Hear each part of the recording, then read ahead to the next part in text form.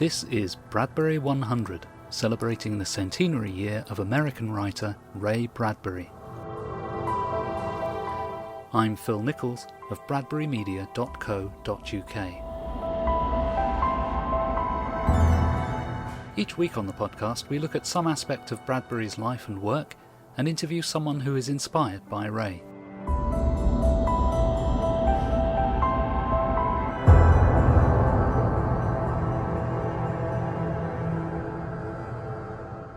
Welcome to another episode of Bradbury 100. In today's show I'll be interviewing someone who knew Ray Bradbury personally, who shared Ray's passion for all things Disney, and who dramatised many of Ray's stories for BBC Radio. And that's the award-winning writer Brian Sibley. In Ray Bradbury's 1991 book Yestermorrow, which is a collection of essays, he wrote the following dedication. For Walt Disney, who started me on this journey when I was 7, and to all the others who helped me continue the journey at Disney Imagineering. And he goes on to list some particular names at Disney, Roy Disney Jr., John Hench, Marty Sklar, Van Romans, Mark Davis. You'll hear some of these names again later in the podcast when I talk to my guest Brian Sibley. Now, why would Ray Bradbury dedicate a book to these people? Well, Ray had a lifelong love of the works of Walt Disney. This may not be too surprising, given that both Bradbury and Disney are now strongly associated with stories of childhood and for children. But of course Bradbury's writing career began with one foot at least in horror stories and weird tales, not at all suitable for younger readers. In a 1964 interview, Bradbury mentioned in passing his passion for Disney. This is what he said. Looking back now, if I were to point to one outstanding factor in my life, it would be my irrepressible vitality and hunger for great literary and artistic loves. I died 1,000 deaths waiting over the years while Disney finished his Fantasia. The night after the premiere, I saw the film with Neva. Now, Neva was his aunt. He continues, I still remember it as probably the greatest night in my life. I realise how silly this may sound to some, for I have seen much greater things since. But it must be remembered, I was 20, and passionate, and the perfect age to devour, and keep on devouring, and take strength from the feeding. I saw Fantasia 12 times in as many weeks. Now, in the same year that Bradbury made those remarks, 1964, he first met Walt Disney. It was around Christmas time, and by coincidence, so the story goes, both men were out Christmas shopping.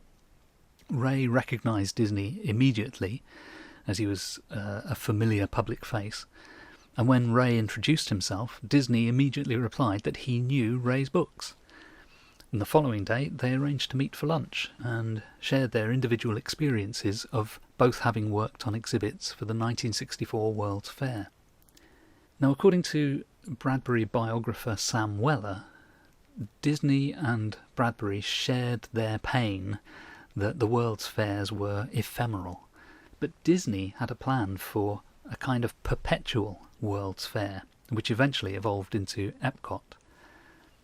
Around this same time, Disney also showed Ray around his studios and into a workshop where all the parts of Abraham Lincoln were sitting, waiting to be assembled. Now, this was an audio-animatronic robot, originally created for that year's World's Fair, but now destined to be put on permanent display in Disneyland. Now, you can't show Ray Bradbury a disassembled robot Lincoln without giving him ideas.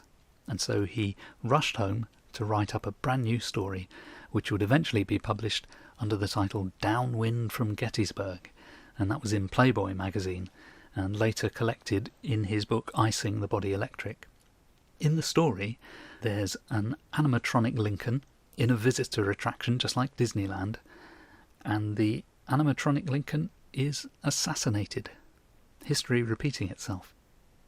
Later on, in the mid-70s, the Disney company called on Ray to contribute to the plans for Epcot, and so he conceived and scripted Spaceship Earth, the ride that runs through that giant golf ball at Epcot. And this is how Ray explained his job in one of his essays.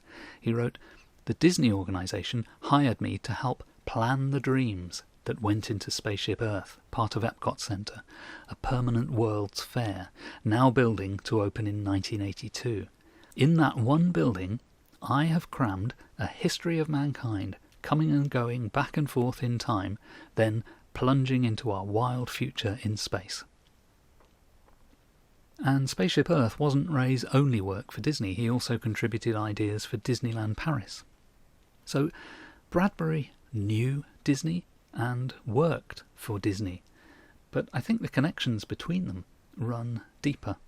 Disney spent much of his career taking childhood ideas, like fairy tales, and turning them into grand films that can be enjoyed by people of any age. And in books like Dandelion Wine and Something Wicked This Way Comes, Bradbury did a similar thing, taking the small discoveries and big fears from childhood and presenting them through his adult consciousness. And actually, when I think about it, he didn't just do it in those two books, he did it in some of his best short stories, The Veldt, 0 Hour, The Playground, Icing the Body Electric, and so on. And of course, the film of Something Wicked This Way Comes was made by Disney, from Ray's own screenplay. And the construction of the sets for Ray's Greentown, Illinois, on the Disney backlot, visually showed the kind of parallels between the Disney-esque and the Bradbury-esque. And speaking of Something Wicked, when I was studying Ray's original 1950s screenplay, The Dark Carnival, the script that was the origin of Something Wicked, Ray later turned his original script into the novel that we know today. When I was studying that script, I was taken by a scene where the carnival arrives in town in the dead of night and the circus tents begin assembling themselves. Here's a brief quote so that you'll see what I mean. "The dark figures move everywhere. The dark velvet tents, like mourning cloths and bits of funeral wrapping, go up in the wind in an immense silence." And it goes on, "There is only the rustle of reptilian wing, the canvas sliding on the earth, and the poles, the prehistoric sound of the pterodactyl as the tents arch and almost fly across the stars." Now, can you believe this poetic writing is in a film script? Anyway, this scene of the tents going up in the darkness is very reminiscent of the sequence in Disney's Dumbo, where the circus tents are put up by silhouetted shadowy figures. So it's easy to imagine Ray, the young man who saw Fantasia 12 times in 12 weeks. It's easy to see that young Ray internalising the scene from Dumbo back in 1941, and then unconsciously recalling that imagery as he wrote his own carnival arrival scene in the mid-1950s.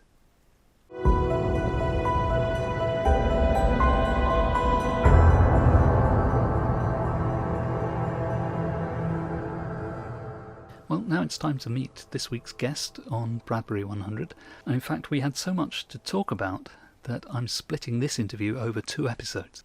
Today we talk, surprise, surprise, largely about Bradbury and Disney, and next week we'll talk about other things. But let's get started with Brian Sibley. Joining me today is one of my favourite dramatists of Bradbury stories, Brian Sibley. He's the biographer of Peter Jackson, the author of books on Tolkien, Disney, C.S. Lewis. He's a broadcaster and an award-winning dramatist who adapted Lord of the Rings and The Illustrated Man for the BBC. Brian, welcome to Bradbury 100. Thank you, Phil. It's lovely to be here. It's great to see you again. I believe your friendship with Ray Bradbury began with a fan letter you wrote him in the 1970s. Did you expect to get a reply? Yes, I did expect to get a reply, Phil, for the simple reason that I was young and very arrogant. And I automatically assumed that anybody you wrote to would answer. And in fact, only recently I was looking at 1 or 2 letters from people to whom I had written, including Charles Schulz, the creator of Peanuts, who was, of course, another friend of Bradbury's. Yeah, I just seem to have assumed that if I wrote, someone would write back. It was, as you say, a fan letter in one sense, but there was another reason behind it. And the reason for writing initially, although I must have spent in the letter. I don't have my letter to him, so it's rather hard to remember, but I'm sure there was an awful lot of effusive admiration poured into the letter. But my real reason for writing was that I was trying at the time to write a book about Walt Disney. There had been an unofficial biography of Walt Disney published that was fairly scurrilous, I thought. I was an enormous admirer of Disney.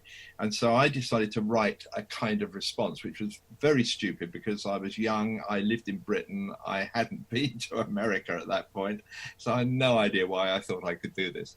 But I wrote to a number of people, and one of the people I wrote to was Ray Bradbury, because I had read that Ray was a great admirer of Disney and a great lover of Disneyland. And I hadn't been to Disneyland, although I'd got so many books and magazines and articles about it that I could, in truth, and when I did first go, was able to walk around without the aid of a map because I knew what it looked like so well.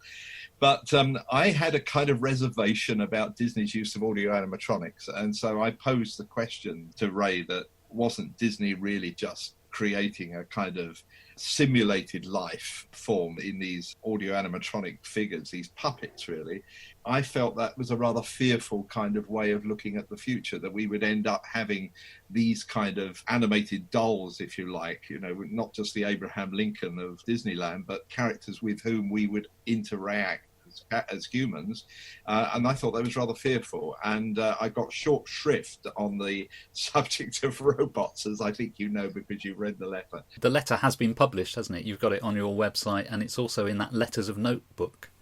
Yeah, I was very, very pleased when, and the Bradbury estate agreed for it to appear, when a book which is called Letters of Note, which are considered to be sort of remarkable letters from all kinds of people, written to sometimes other famous people, but quite often to non-entities like me. And they wanted to publish this letter, which was June the 10th, 1974. And the opening words of the letter are, "Dear Brian Sibley, this will have to be short. Sorry, I'm deep into my screenplay on Something Wicked This Way Comes, and have no secretary, never have had one, so must write all my own letters, 200 a week." Then he starts answering my questions about Disney and about robots, and he fills the page and says, "Best, Ray B." And then it says, "P.S. I can't find the copy of the magazine in which I wrote, but I'll find one and send it to you." And then he tells me about going to Disneyland with Charles Lawton. And he ends again, "RB." And then there's a second page which says, "P.S. I can't resist commenting on your fears about Disney robots." And then there's another entire page. Well, to get a 2-page letter, I mean, I thought I might get a courteous acknowledgement.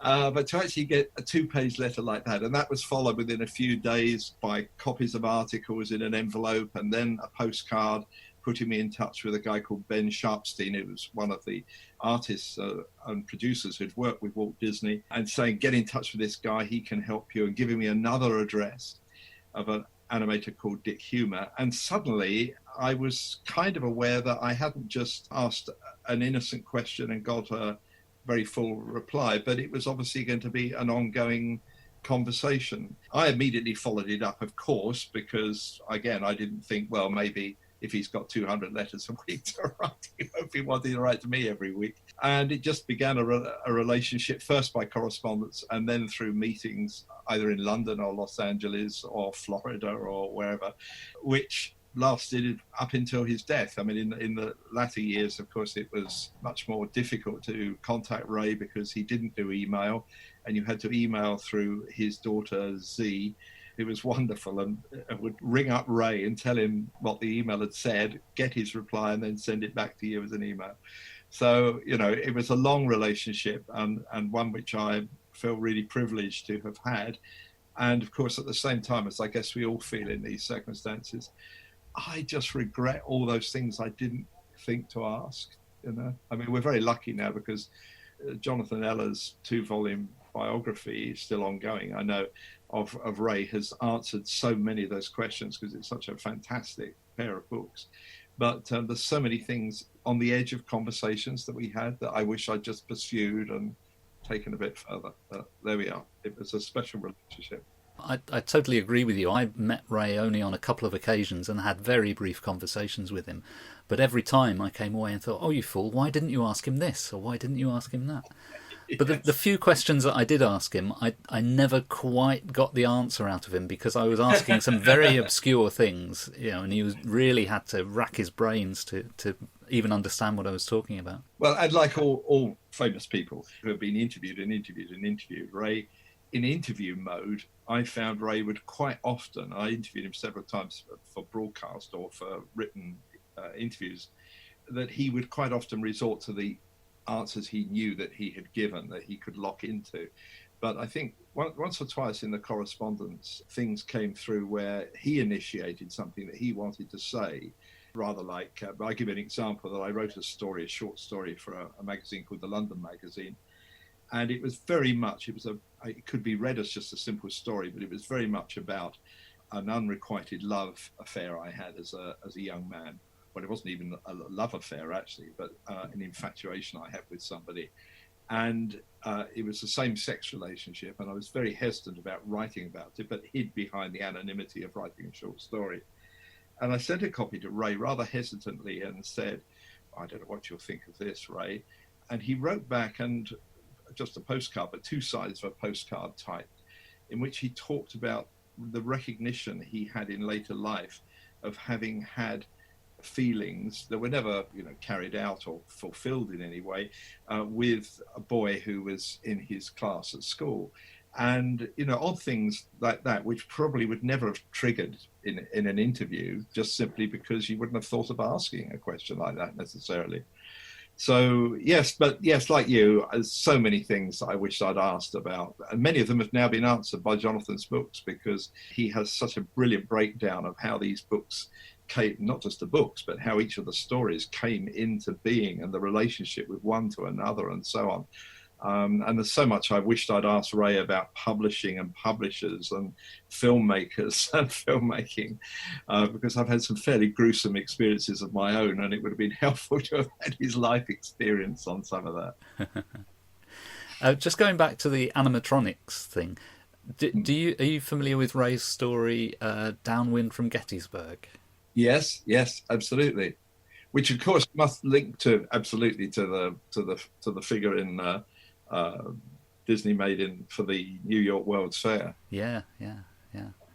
I just wondered whether you'd seen that and whether that related to your feelings about. Yeah, I don't think it had at the time, really.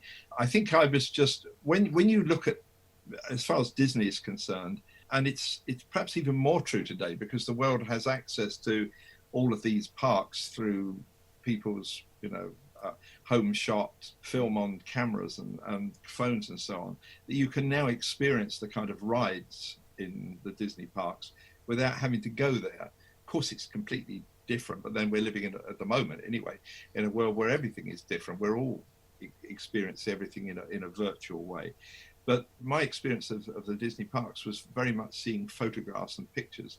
And the one thing you can't get any kind of inkling of, taking, for example, the Abraham Lincoln figure in Disneyland, which of course has gone through a number of iterations since it was first created, but you cannot look at a picture of it or read about it and feel in the same way as sitting with an audience of people responding to the way in which that audio animatronic figure comes alive and speaks.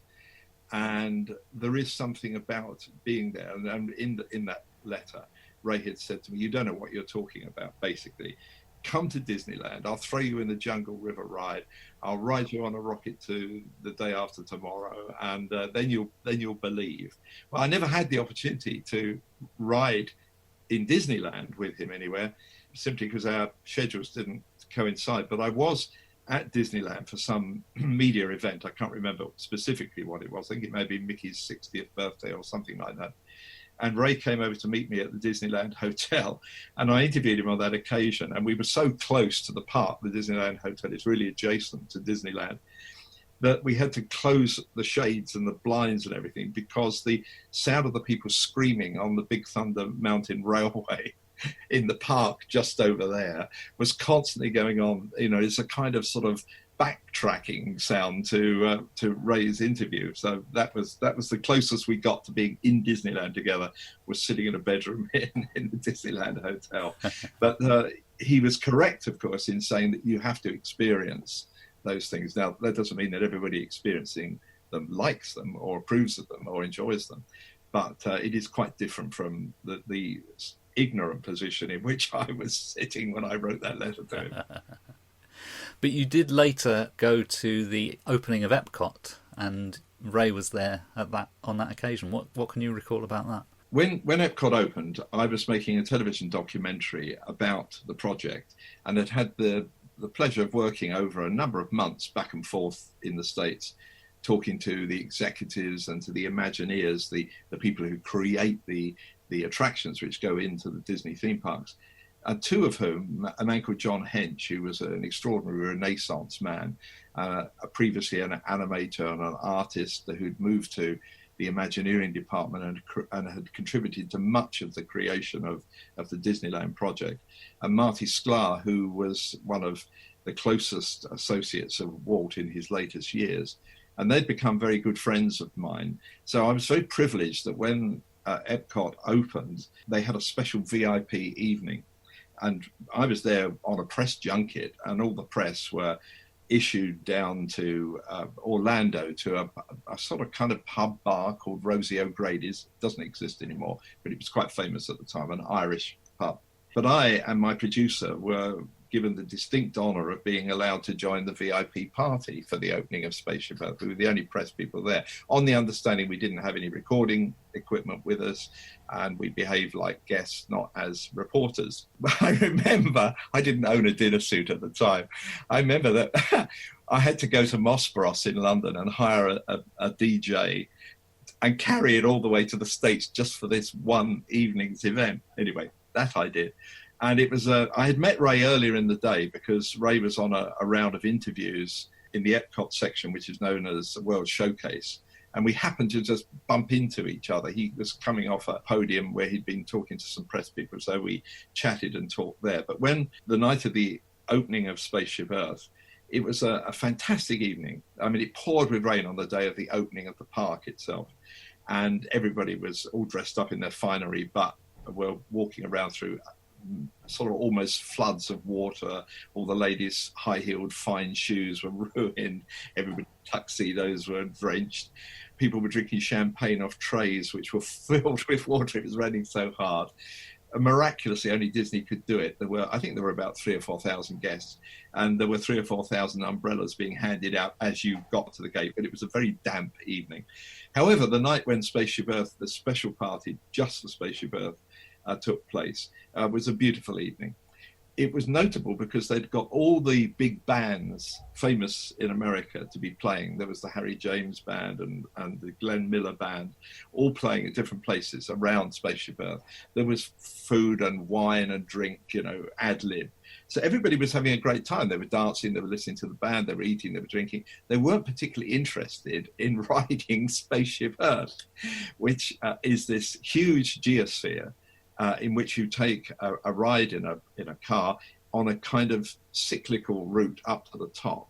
And as you ride up through this space, you encounter the various representations, all done in audio animatronic figures, of communication from the earliest days of cave painting through to the printing press, the creation of cinema and so on, through to the space age. And finally, at the top of this giant geosphere, it's as though you are catapulted out into space, and the roof of the geosphere then becomes like a planetarium, and you then float down from this.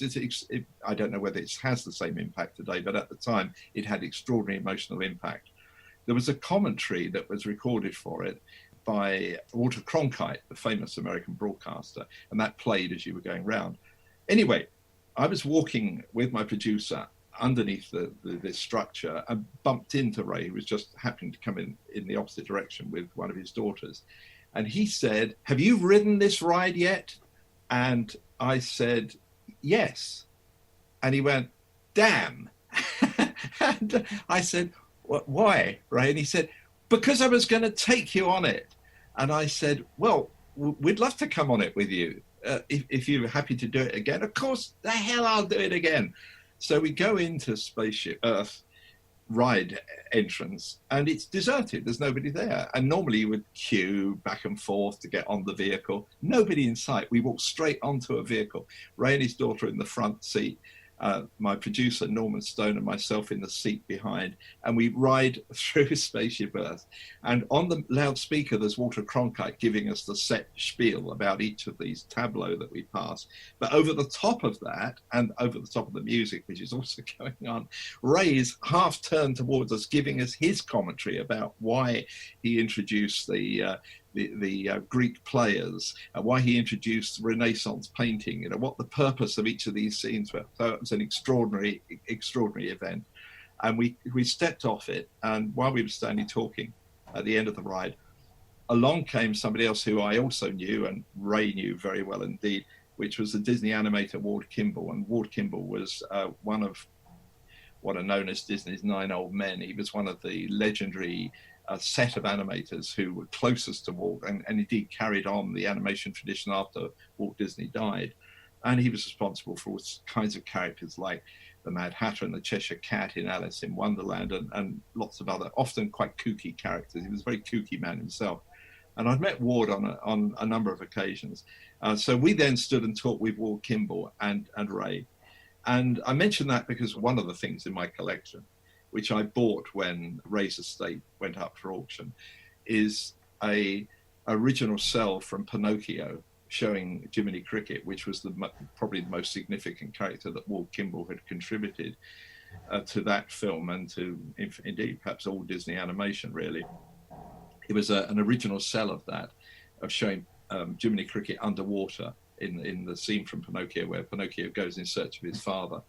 And the mount is inscribed to Ray with love from Jiminy's stepfather. And so, I knew both men, and it's a particular treasure of mine that I have something which unites both of them, and Disney as well. Yeah. Oh, that's terrific. That's brilliant.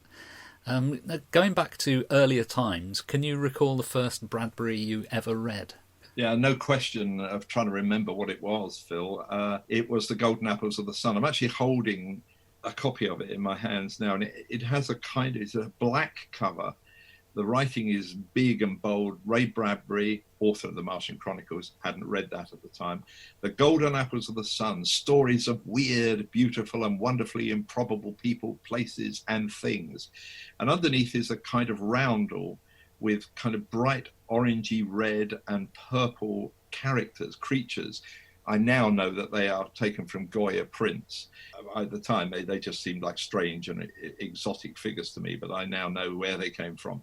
But the significant thing, in a way, was on the back of the cover, and this is what caught me, rather than the front, actually, was it talked about the imagination of Ray Bradbury. And the word imagination is in big letters, and it's back to front. It's a mirror image, and that just caught my attention and made me pick it up. The moment I opened it, I saw the very first illustration, which is for a story called The Foghorn, and I was caught by the style of the illustrator. I didn't know at the time the work of Joe Maniani, who was really in many ways Ray's, I won't say his sole illustrator, because other people certainly illustrated his work, but certainly the one to whom he felt closest, and for me, absolutely captured the feeling of Ray's stories in line, in such a detailed and yet at the same time economic way. And story 4 in the book, which is called The Wilderness, has a picture of only a section of a huge planet, with other planets, including the Earth, can be seen in the distance, and lots of asteroids and other stars and things, and a rocket shooting across from left to right. And the wilderness image stuck in all the images in this book, I can just, as I look at them, I can remember being the 12-year-old boy that I was, finding this on a summer's day, heat of summer. It was a very, very hot day. And my parents thought I was crazy because they were sitting in the garden and I couldn't be prized out of my bedroom because I just sat reading this book from cover to cover. And at the end of it, to use a kind of Bradbury-esque expression, I felt I'd been baptized. I felt as though I had been changed from what I was in just the task of reading 170 something pages. Suddenly I was a different person. I was aware of other things. And many years later, many years later, in a bookseller's catalogue, I saw this picture, instantly knew that it was the drawing for The Wilderness. And it was advertised as being a drawing on tracing paper in ink, very fine, with an indecipherable signature. And the seller had no idea where it was, what it was, or where it came from. But the moment I saw it, I knew it. I bid for it and got it for next to nothing. It's the only Mugnani drawing I own, but I'm very pleased it's from because I've always wanted to own one. I'm very pleased it's from the book that really made me fall in love with Ray and Mugnani, because I got a lot of his other books as well. Yeah. How big is that piece of artwork? It's not as big as you might think. It's about probably about 10 inches. It's about 10 by 8, I would say, probably. Immensely detailed, and every little crater, every dot in the kind of space of stars and asteroids are all drawn meticulously. And I'm intrigued by the fact that he did many of these drawings over and over again and recreated and changed them and so on. But yes, an immaculate piece of art that I was very lucky to get, because obviously if somebody had known what it was, there were a number of Mugnani's paintings and drawings that came up for auction after Ray's death, including the very famous Caravan, which is this drawing of a train which was so integral to the creation of Something Wicked This Way Come, this very dark, strange, almost spectral train that's crossing what looks like a kind of viaduct, which is broken away. So the train has come to a full halt, really, because there's no further track in front of it. And the headlight on the front of the train is streaming into the darkness. And that picture, which was one of the first couple of pictures that Ray saw of Mugnani's work when he went to an exhibition by the artist, triggered their relationship and their friendship. And the price that those paintings and drawings went for after Ray's death was, of course, astronomical. So I was very lucky to find my Mugnani, because the dealer didn't know what it was. Those are the best ones, aren't they? When you know what it is. But Golden Apples of the Sun, and of course there's a number of the stories in it which I have later dramatized, including The Fruit at the Bottom of the Bowl, which is one of my favorite stories. That, of course, immediately, having said that it was a kind of baptismal experience, immediately set me on the track of finding out more about this writer. And since he was, as it said on the cover, the author of the Martian Chronicles, I went to find the Martian Chronicles.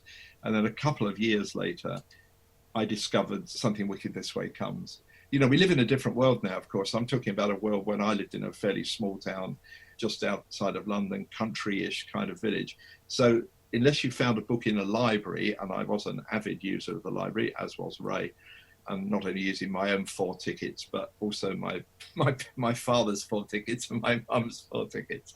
So I would read about 12 books a week. If it wasn't in the library and you didn't happen to pop up in your local newsagent, it wasn't that easy to find things unless you were going to London and shopping in London, which as a young kid I didn't do. But anyway, I found a copy eventually of Something Wicked This Way Comes, which remains for me one of my favourite all-time books, not just a favourite Bradbury book. And it's a great sadness to me that I proposed it to the BBC as a drama. The film was in the process of coming out, and there was a lot of nervousness. Disney, who owned the rights, were reluctant to say yes, that I could do it on radio. But Ray intervened with the then CEO of Disney, a man called Michael Eisner, and Ray persuaded Michael Eisner that I would do a good job on radio and it wouldn't interfere with the film. It could only help promote the film. Eisner gave his blessing, and then the BBC turned it down. So we never did it. It's one of the great sadnesses that for me that it didn't happen, particularly as many years later they then did a version which was crammed into 45 minutes and was, well, only the palest of shadows of that extraordinary book.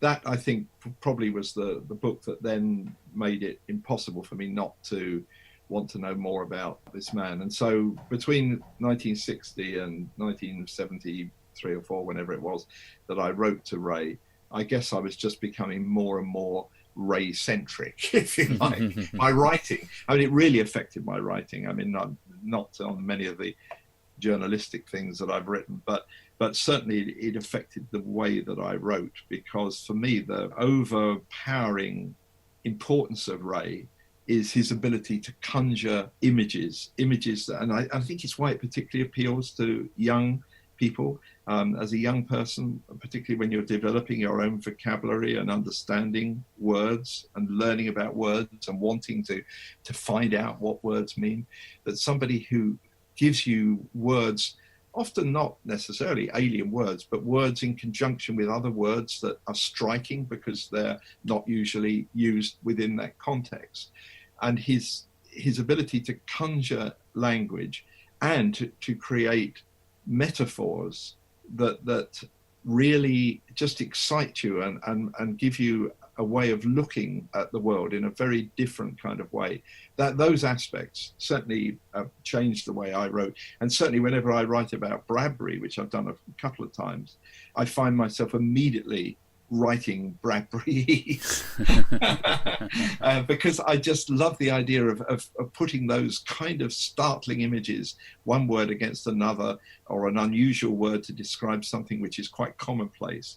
And I think that is the underlying quality of all Ray's writing, is that he takes things which are commonplace and then he makes them extraordinary, or he takes things that are extraordinary, otherworldly or out of this worldly, and he then makes them relatable to something which we can understand. So he takes the extraordinary and makes it not commonplace, but makes it understandable in an ordinary worldly way, and at the same time takes simple things that all of us have experienced in our lives and then makes them seem tremendously more important than we might have thought they were. I mean, he's just... I had to write an entry on him for an encyclopedia of literature, American literature, and he is, to my mind, although he had his passions amongst writers, and you can see the influence of some of them.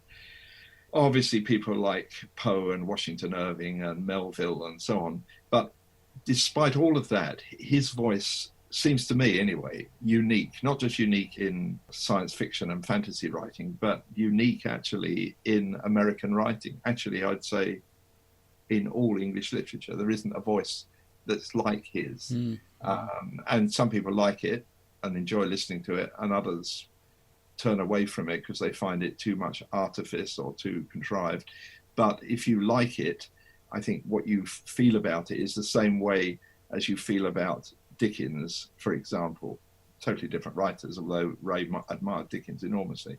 That what you feel is that you're hearing a specific writer's voice, not just telling you a story, but actually is telling the story to you in a very intimate and personal way. And I think that's a quality which just shines through all his writing, from the best to what he probably in later life considered the least meaningful, but everything is touched with that very, very special quality.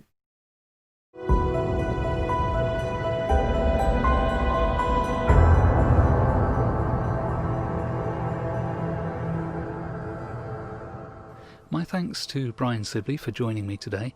We'll continue the conversation next week with Brian talking about how he adapts short stories and novels into award-winning radio dramas. And I'll put links to Brian's website on my website, which is bradburymedia.co.uk. So please join me next week for another episode of Bradbury 100.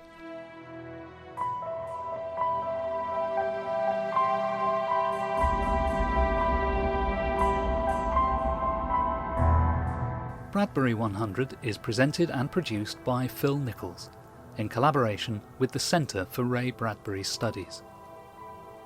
Music is provided by Purple Planet at purpleplanet.com. Please subscribe to the podcast using your podcast app. You can find us on Stitcher, iTunes, Spotify, TuneIn, SoundCloud, and all good podcast places. And you can find us on Facebook too. For more information, head to bradburymedia.co.uk.